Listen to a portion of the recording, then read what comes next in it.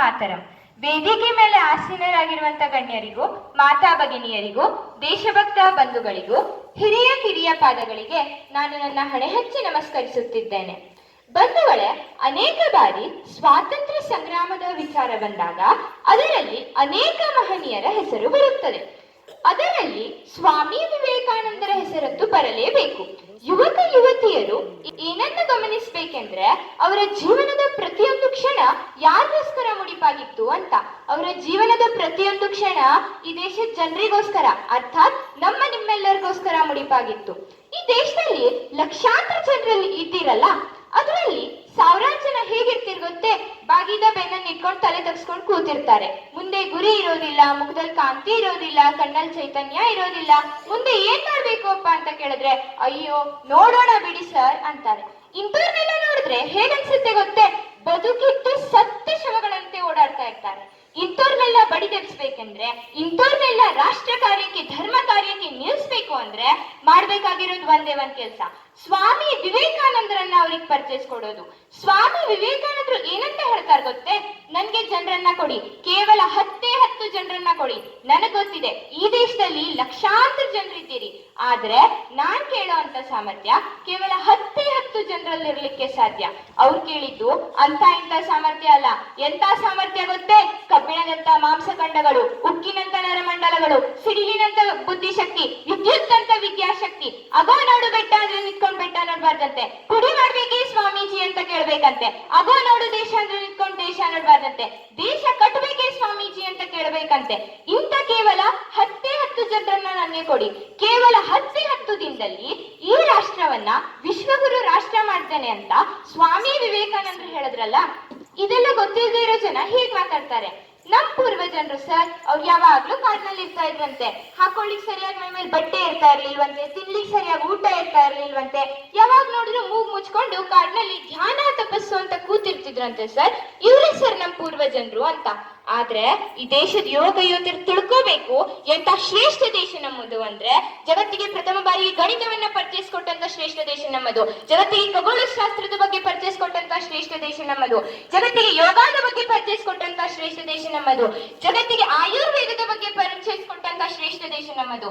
ಅಷ್ಟೇ ಅಲ್ಲ, ಯಾವ ಇಡೀ ಜಗತ್ತಿಗೆ ಜಿ ಫಾರ್ ಜೋಮೆಟ್ರಿ ಅನ್ನೋದು ಗೊತ್ತಿರ್ಲಿಲ್ವೋ, ಆಗ ಸಿಮಿಟ್ರಿನಲ್ಲಿ ಮಾಸ್ಟರ್ಸ್ ಡಿಗ್ರಿ ಪಡೆದಂತ ದೇಶ ನಮ್ಮದು.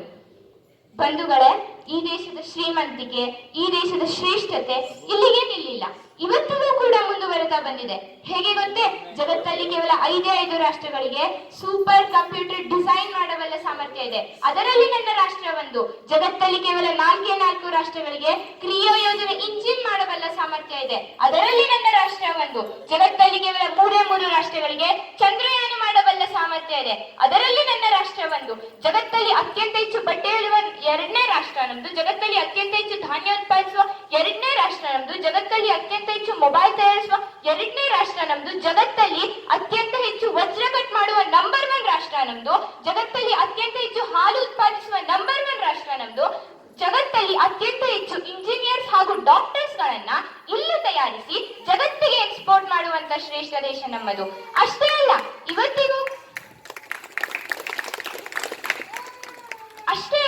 ಇವತ್ತಿಗೂ ಕೂಡ ಯೂನಿವಿಲರ್ ನಡೆಸ್ತಿರೋರು ಯಾರು? ವಾಡಾಫೋನ್ ನಡೆಸ್ತಿರೋರು ಯಾರು? ಪೆಪ್ಸಿಕೋದ ವರ್ಲ್ಡ್ ವಾರ್ಡೆಡ್ ಸಿಇಒ ಯಾರು? ಗೊತ್ತಿಲ್ಲ ಅಂದ್ರೆ ಗೂಗಲ್ ನಲ್ಲಿ ಸರ್ಚ್ ಮಾಡಿ ಕೇಳಿ. ಹಾಗೆ ಗೂಗಲ್ ನಲ್ಲಿ ಇರ್ಬೇಕಾದ್ರೆ ಇದನ್ನು ಕೂಡ ಕೇಳಿ, ಗೂಗಲ್ ನ ವರ್ಲ್ಡ್ ವಾರ್ಡೆಡ್ ಸಿಇಒ ಯಾರು ಅಂತ. ಅದು ಎಷ್ಟು ಚೆನ್ನಾಗಿ ಹೇಳುತ್ತೆ ಗೊತ್ತೇ? ನನ್ನ ಭಾರತೀಯ ಸುಂದರ್ ಪಿಚ್ಚೈ ಅಂತ ಆತನ ಹೆಸರು. ಬಂಧುಗಳೇ, ಅದಕ್ಕಾಗಿ ನಾವು ನಮ್ಮ ದೇಶದ ಬಗ್ಗೆ ಹೇಳಬೇಕಾದ್ರೆ, ನಮ್ಮ ದೇಶದ ಬಗ್ಗೆ ಮಾತನಾಡಬೇಕಾದ್ರೆ ಎದೆ ಗುಂದದೆ, ಎದೆ ತಟ್ಕೊಂಡು ಹೇಳಬೇಕು, ನಾನು ಭಾರತ ದೇಶದಲ್ಲಿ ಹುಟ್ಟಿದವನು ಅಂತ. ಒಬಾಮಾ ಅವರು, ಅಮೆರಿಕಾದ ಮಾಜಿ ಪ್ರೆಸಿಡೆಂಟ್, ಅವರು ಭಾರತಕ್ಕೆ ಬಂದಾಗ ತಮ್ಮನ್ನವರು ಎಷ್ಟು ಚೆನ್ನಾಗಿ ಪರಿಚಯಿಸ್ಕೊಳ್ತಾರೆ ಗೊತ್ತೇ?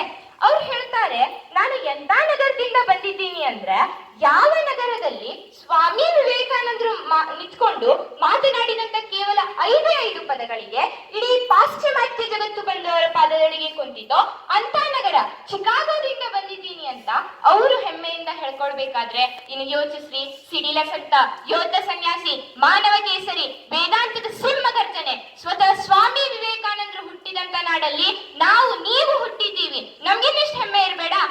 ಅಷ್ಟೇ ಅಲ್ಲ, ಇಂಡೋನೇಷ್ಯಾದ ಮಾಜಿ ಅಧ್ಯಕ್ಷ ಸುಕಾರ್ಣೋ ಅಂತ ಆತನ ಹೆಸರು.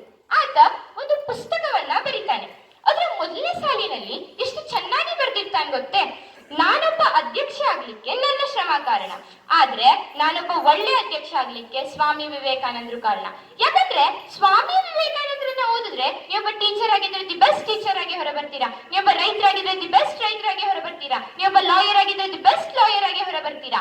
ಸ್ವಾಮಿ ವಿವೇಕಾನಂದರನ್ನ ಓದಿದವರು ತಮ್ಮ ಕ್ಷೇತ್ರದಲ್ಲಿ ದಿ ಬೆಸ್ಟ್ ವ್ಯಕ್ತಿಯಾಗಿ ಹೊರಬರೋದಂತೂ ಗ್ಯಾರಂಟಿ. ಬಂಧುಗಳೇ, APJ ಅಬ್ದುಲ್ ಕಲಾಂ ಅವರು ಏನಂತ ಹೇಳ್ತಾರೆ ಗೊತ್ತೇ? If you don't read Swami Vivekananda in your young age, then your youth life is waste. ಅಂದ್ರೆ ನೀನು ನಿನ್ನ ಯೌವನದಲ್ಲಿ ಸ್ವಾಮಿ ವಿವೇಕಾನಂದರನ್ನ ಓದ್ಲಿಲ್ಲ ಅಂದ್ರೆ ನಿನ್ನ ಯೌವನವೇ ವ್ಯರ್ಥ. ಯೋಚಿಸ್ರಿ, ಈಗಲ್ಲದೆ ಈ ಯೌವನದಲ್ಲದೆ ಇನ್ಯಾವಾಗ ನಾವು ಸ್ವಾಮಿ ವಿವೇಕಾನಂದರನ್ನ ಓದಿ ಅವರ ತತ್ವಗಳನ್ನ ಮೈಗೂಡಿಸಿಕೊಂಡು ಈ ದೇಶಕ್ಕೆ ಇನ್ನಷ್ಟು ಹೆಚ್ಚು ಕಾರ್ಯಗಳನ್ನ ಮಾಡೋದು?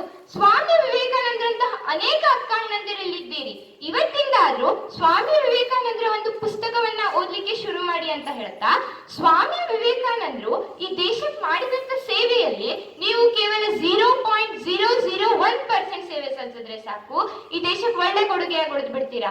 ಯಾಕಂದ್ರೆ ಅವ್ರು ಮಾಡಿದಂತ ಸೇವೆ ಅಂತ ಇಂಥದ್ದಲ್ಲ. ಯಾವ ಸೇವೆಯನ್ನ ನಾವು ನೀವು 4 ಜನ್ಮದಲ್ಲಿ ಮಾಡ್ಲಿಕ್ಕಾಗಲ್ವೋ ಆ ಸೇವೆಯನ್ನ ಸ್ವಾಮಿ ವಿವೇಕಾನಂದರು ಕೇವಲ 39 ವರ್ಷ 4 ತಿಂಗಳು 24 ದಿನದಲ್ಲಿ ಮುಗಿಸಿ ಹೋದ್ರು. ಅವ್ರು ಮಾಡಿದ್ದು ಅವ್ರಿಗೋಸ್ಕರ ಅಲ್ಲ, ಅವ್ರ ಕುಟುಂಬದವ್ರಿಗೋಸ್ಕರ ಅಲ್ಲ ಅಂತ ಹೇಳ್ತಾ, ನಾನು ಈ ಸುಸಂದರ್ಭದಲ್ಲಿ ಇನ್ನೊಂದು ಓರ್ವ ವ್ಯಕ್ತಿಯ ಬಗ್ಗೆ ಹೇಳಲೇಬೇಕು. ಅವರೇ ನಮ್ಮೆಲ್ಲರ ಹೆಮ್ಮೆಯ ಛತ್ರಪತಿ ಶಿವಾಜಿ ಮಹಾರಾಜ್. ಬಂಧುಗಳೇ, ಛತ್ರಪತಿ ಶಿವಾಜಿ ಮಹಾರಾಜರ ಹುಟ್ಟೇ ಆಗಿದ್ದು ಹಿಂದೂಗಳ ರಕ್ಷಣೆಗಾಗಿ. ಏಕೆ ಗೊತ್ತೇ? ಪ್ರತಿಯೊಬ್ಬ ಹಿಂದುವಿಗೂ ಭಗವೆ ಅನ್ನೋದು, ಕೇಸರಿ ಅನ್ನೋದು ಬರೆಯೊಂದು ಬಣ್ಣವಲ್ಲ. ಹಿಂದುತ್ವದ ಅಸ್ಮಿತೆ, ಹಿಂದೂಸ್ತಾನದ ಅಸ್ತಿತ್ವ ಭಗವ, ವೀರಾಭಿಮಾನ ಭಗವ, ಮೊಘಲರನ್ನು ಸರ್ವನಾಶ ಮಾಡಿದಂತಹ ಛತ್ರಪತಿ ಶಿವಾಜಿ ಮಹಾರಾಜರ ಖಡ್ಗ ಭಗವ, ತಾಯಿ ಜೀಜಾಬಾಯಿಯನ್ನು ಹೊತ್ತಿರುವಂತಹ ಸಿಂಹದ ಘರ್ಜನೆ ಭಗವ, ತಾಯಿ ಅಂಬಾಭವಾನಿ ಕಂಡಂತಹ ಹಿಂದೂ ಸ್ವರಾಜ್ಯ ಸಾಮ್ರಾಜ್ಯದ ಸ್ಥಾಪನೆಯ ಕನಸು ಭಗವ. ಅಷ್ಟೇ ಅಲ್ಲ, ಪ್ರತಿಯೊಬ್ಬ ಹಿಂದುವಿನಲ್ಲೂ ರಕ್ತದ ಕಣಕಣದಲ್ಲೂ ಹರಿಯುವ ಏಕೈಕ ಭಾವನೆ ಅನ್ನೋದಿದ್ರೆ ಅದು ಹಿಂದೂ ಧ್ವಜದ್ದು ಅಂತ ಮಾತ್ರ ನೆನಪಿರ್ಲಿ ಬಂಧುಗಳೇ. ಶಿವಾಜಿ ಮಹಾರಾಜರು ಹುಟ್ಟಿದ್ದೇ ಹಿಂದೂಗಳ ರಕ್ಷಣೆಗಾಗಿ. ಯಾಕಂದ್ರೆ ಶಿವಾಜಿ ಮಹಾರಾಜರು ಹುಟ್ಟೋ ಸಂದರ್ಭದಲ್ಲಿ ಸಮರ್ಥ ರಾಮದಾಸರು ಶಿವಾಜಿ ಮಹಾರಾಜರ ಗುರುಗಳು. ಅವರು ಒಂದು ಪ್ರಶ್ನೆಯನ್ನ ಕೇಳ್ತಾರೆ, ಇವತ್ತಿನ ದಿನ ನನ್ನ ಹಿಂದೂ ಧರ್ಮ ಇಷ್ಟೊಂದು ತತ್ತರಿಸಿ ಹೋಗ್ತಾ ಇದೆಯಲ್ಲ, ಮೊಘಲರ ಆಕ್ರಮಣಕ್ಕೆ ನನ್ನ ಹಿಂದೂ ಧರ್ಮ ನಾಶವಾಗುತ್ತಿದೆಯಲ್ಲ, ಹಾಗಾದ್ರೆ ನನ್ನ ಹಿಂದೂ ಧರ್ಮದ ಪುನರುತ್ಥಾನ ಮಾಡುವವರು ಯಾರು? ನನ್ನ ಹಿಂದೂ ಧರ್ಮವನ್ನ ಮತ್ತೆ ಸ್ಥಾಪಿಸುವವರು ಯಾರು ಅಂತ. ಆಗ ಸ್ವತಃ ರಾಮದಾಸರೇ ಒಂದು ಭವಿಷ್ಯವನ್ನ ನುಡಿತಾರೆ. ಅವ್ರು ಹೇಳ್ತಾರೆ, ಇರ್ಲಿ, ಇವತ್ತಿನ ದಿನ ನನ್ನ ರಾಷ್ಟ್ರ ಮೊಘಲರ ಆಕ್ರಮಣಕ್ಕೆ ತತ್ತರಿಸಿ ಹೋಗ್ತಾ ಇರ್ಬೋದು, ಆದ್ರೆ ಹಿಂದೂ ಧರ್ಮದ ಪುನರುತ್ಥಾನ ಮತ್ತೆ ಶುರು ಆಗ್ಲಿಕ್ಕಿದೆ. ಹಿಂದೂ ಧರ್ಮದ ಪುನರುತ್ಥಾನಕ್ಕಾಗಿಯೇ ಒಂದು ಅಗಾಧವಾದ ಶಕ್ತಿ ಈ ನಾಡಿನಲ್ಲಿ ಜನ್ಮ ತಾಳ್ಲಿಕ್ಕಿದೆ. ಆ ಶಕ್ತಿಯ ಪ್ರತಿರೂಪ ಹೇಗಿರುತ್ತೆ ಅಂತ ಸಮರ್ಥ ರಾಮದಾಸರು ಹೇಳ್ತಾರೆ, ಸ್ವತಃ ಪ್ರತಿಯೊಂದು ಹಿಂದೂ ಕೂಡ ಆ ಶಕ್ತಿಯನ್ನ ದೇವರಂತೆ ಪೂಜಿಸ್ತಾರೆ, ಮಹಾಕಾಳಿಯ ಪ್ರತಿರೂಪವಾಗಿರುತ್ತೆ ಅಂತ ಹೇಳ್ತಾರೆ. ನೆನಪಿರ್ಲಿ ಬಂಧುಗಳೇ, ಆ ದಿನ ಸಮರ್ಥ ರಾಮದಾಸರು ನುಡಿದಂತಹ ಆ ಶಕ್ತಿಯ ಹೆಸರೇ ಶಿವಾಜಿ ಮಹಾರಾಜರು.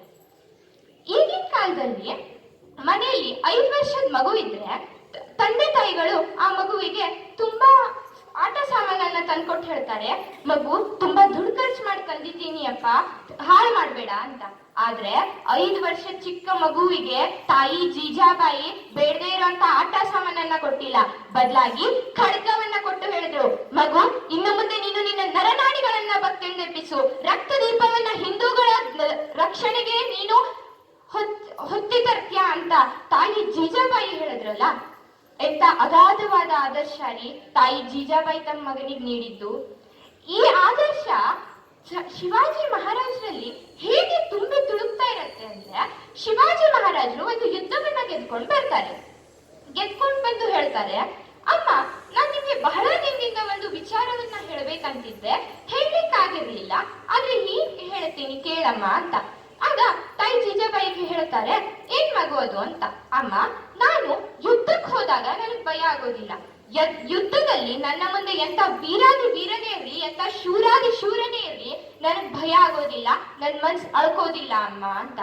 ಆದ್ರೆ ಯುದ್ಧವನ್ನ ಗೆದ್ದಿರೋ ಕೋಟೆ ಮೇಲೆ ಭಗವದ್ ಧ್ವಜವನ್ನ ನೆಡಬೇಕಾದ್ರೆ ನನ್ ಮನ್ಸು ಎಲ್ಲೋ ಒಂದ್ ಕಡೆ ಅಳ್ಕತ್ತಲ್ಲ ಅಮ್ಮ, ಯಾತಕ್ಕೋಸ್ಕರ ಅಂತ. ಆಗ ತಾಯಿ ಜೀಜಾಬಾಯಿ ಎಷ್ಟು ಸುಂದರವಾಗಿ ಉತ್ತರ ಕೊಡ್ತಾ ಇರುತ್ತೆ, ಮಗು ತಪ್ಪು ನಿಂತಲ್ಲ ಕಣೋ, ತಪ್ಪು ನಂದು ಅಂತ. ಅದೇನಮ್ಮ ಸಾಧ್ಯ? ನೀನು ಚಿಕ್ಕವನ ಇರುವಾಗ ನಾನ್ ನಿನ್ಗೆ ಹಾಲು ಕುಡಿಸದೆ ಹೊರಗೆ ಹೊರಟೋಗಿದ್ದೆ. ನೀನು ಹೊಟ್ಟೆ ಹಸು ತಾಳಲಾರ್ದೆ ಅಳ್ಳಕ್ಕೆ ಶುರು ಮಾಡ್ದೆ ಕಣೋ. ನೀನು ಅಳೋದನ್ನ ನೋಡಿ ನಮ್ಮನೆ ಕೆಲ್ಸದವಳು ಎಲ್ಲಿ ನಾನ್ ಬಂದು ಬೈದು ಬಿಡ್ತೀನೋ ಅಂತ ಅವಳು ನಿನ್ನನ್ನ ಎತ್ಕೊಂಡು ಹಾಲು ಕುಡಿಸ್ಲಿಕ್ಕೆ ಶುರು ಮಾಡಿದ್ಲು ಕಣೋ. ತಕ್ಷಣದಲ್ಲಿ ನಾನು ಬಂದೆ, ಅವಳಿಂದ ನಿನ್ನನ್ನ ಕಿತ್ಕೊಂಡು ಆಕೆಗೆ ಕೇಳಿದೆ, ಅಮ್ಮ ನೀನು ಹಾಲು ಕುಡಿಸಿದ್ದು ನನ್ಗೆ ಬೇಜಾರಿಲ್ಲ, ಆದ್ರೆ ಏನಂತ ಹೇಳ್ಕೊಂಡು ಹಾಲು ಕುಡಿಸ್ದೆ ಅಮ್ಮ ಅಂತ. ಆಗ ಅವಳು ಹೇಳಿದ್ಲು, ಅಮ್ಮ ನೀವೆಲ್ಲಿ ಬಂದು ನನಗೆ ಬೈದು ಬಿಡ್ತೀರೋ ಅಂತ ಭಯದಲ್ಲೇ ಹಾಲು ಕುಡಿಸ್ದೆ ಅಂತ.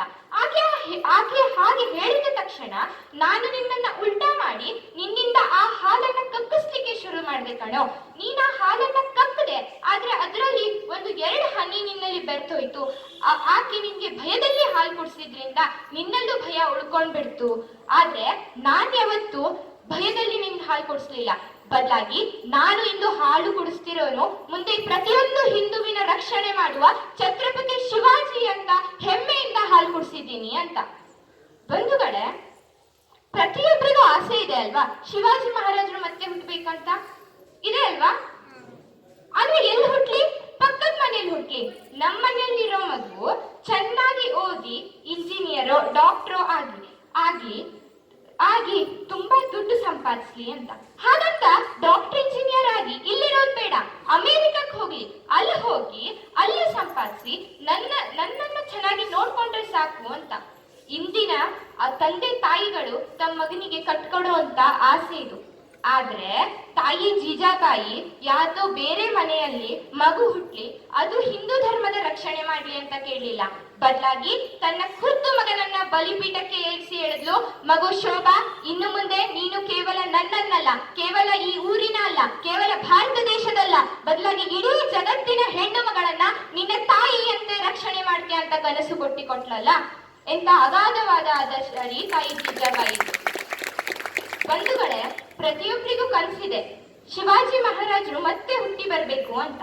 ಆದ್ರೆ ಶಿವಾಜಿ ಮಹಾರಾಜರು ಮತ್ತೆ ಹುಟ್ಟಿ ಬರ್ಬೇಕು ಅಂದ್ರೆ ಮನೆಯಲ್ಲಿರುವಂತ ಪ್ರತಿಯೊಬ್ಬ ತಾಯಿ ಜೀಜಾಬಾಯಿ ಆಗೋದನ್ನ ಕಲಿಬೇಕು ಅಂತ ಹೇಳ್ತಾ, ಕೊನೆಯದಾಗಿ ನನಗೆ ಮಾತನಾಡಲಿಕ್ಕೆ ಅವಕಾಶ ಮಾಡಿಕೊಟ್ಟಂತಹ ಪ್ರತಿ ಬಂಧುಗಳಿಗೂ, ಮಾತಾ ಭಗಿನಿಯರಿಗೂ, ದೇಶಭಕ್ತ ಬಂಧುಗಳಿಗೂ, ಹಿರಿಯ ಕಿರಿಯ ಪಾದಗಳಿಗೆ ನಾನು ಇನ್ನೊಮ್ಮೆ ನನ್ನ ಹಣೆ ಹಚ್ಚಿ ನಮಸ್ಕರಿಸುತ್ತಿದ್ದೇನೆ. ಈಗ ಎಲ್ಲರೂ ಒಮ್ಮೆ ಜೈಕಾರ ಕೂಗೋಣ. ಎಲ್ಲರೂ ತಮ್ಮ 2 ಕೈಗಳನ್ನು ಮೇಲಕ್ಕೆತ್ತಿ ಸ್ವಾಮಿ ವಿವೇಕಾನಂದರು ಹೇಳಿದಂತಹ ಆ ಸಿಂಹರಂತೆ ನನ್ನ ಜೊತೆಗೆ ಹೇಳಿ, ಬೋಲೋ ಭಾರತ್ ಮಾತಾ ಕಿ ಜೈ, ಬೋಲೋ ಭಾರತ್ ಮಾತಾ ಕಿ ಜೈ. ಕುಮಾರಿ ನಿರೀಕ್ಷಾ ಇವಳು ಕೇವಲ 8ನೇ ತರಗತಿಯಲ್ಲಿ ಓದುತ್ತಿದ್ದಾಳೆ. ಇಲ್ಲಿರುವಂತಹ ಅತಿಥಿಗಳು ಹಾಗೂ ಬಂದಿರುವಂತಹ ಪಾಲಕರಿಗೂ ಶಿಬಿರಾರ್ಥಿಗಳಿಗೂ ಕೈಕಾಲು ನಡಗಿಸುವಂತೆ ಭಾಷಣ ಮಾಡಿದಂತಹ ಈ ಕುಮಾರಿ ನಿರೀಕ್ಷಾ ಇವಳಿಗೆ ಧನ್ಯವಾದಗಳು.